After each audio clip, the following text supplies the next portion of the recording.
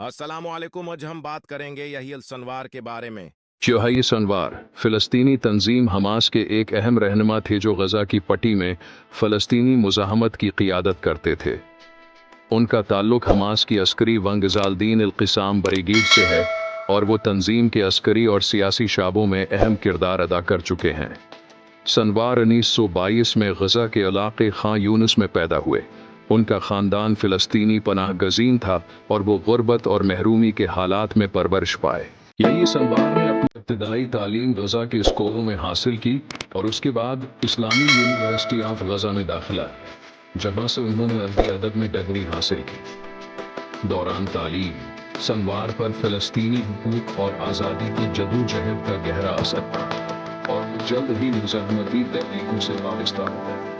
1988 की दहाई में इस्लामी तहरीक और बिलखुसूस हमास से जुड़ गए। यही सनवार को 1988 में इस्राएली फोर्सेस ने गिरफ्तार किया और उन्हें 4 इस्राएली फौजियों के अगवा और कत्ल की मंसूबा बंदी के इल्जाम में उम्र कैद की सजा सुनाई गई। वो इस्राएली जेलों में 22 साल गुजारे। उनके कैद के दौरान ही हमास ने फिलिस्तीनी तहरीक में अपनी अस्करी और सियासी अहमियत को मजबूत किया।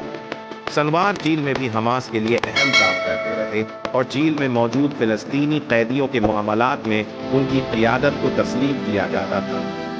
2011 यही सनवार को इसराइल और हमास के दरमियान कैदियों के तबादले के एक मुआहदे के तहत रहा किया गया। इस मुआहदे के नतीजे में हजारों फिलिस्तीनी कैदियों को रहा किया गया, जिनमें सनवार हैं भी शामिल। रहाई के बाद सनवार ने हमास की क़ियादत में एक फ़ाल किरदार अदा करना शुरू किया और उन्हें तंजीम के सियासी और अस्करी वंग के दरमियान पल का किरदार अदा करने वाला समझा गया। 2017 में यही सनवार को गज़ा में हमास का चीफ मुकर्रर किया गया, जिससे उनकी सियासी अहमियत मज़ीद बढ़ गई। तो हमास की दाखिली पॉलिसियों के साथ साथ इसराइल के साथ ताल्लुकात और मुज़ाहमती हिकमत अमलियों में भी नुमायाँ किरदार अदा करने लगी। उनके ग्रुप में गज़ा में कई जंगें हुई, जिनमें 2020 की 11 रोज़ा जंग भी शामिल है, जिसमें हमास ने इसराइल पर मुतअद्दिद रॉकेट हमले किए। यही सनवार को एक सख्त ढेर और गैर लचकदार रहनुमा समझा जाता था, जो फिलिस्तीनियों के हुकूक और खुदमुख्तारी के लिए हर किस्म की जदोजहद को जायज़ समझते थे। उनकी शख्सियत में अस्करी और सियासी क़ियादत का इम्तिजाज पाया जाता था और वो हमास के अंदर मुख्तलिफ धड़ों को पुख्ता रखने में कामयाब रहे थे।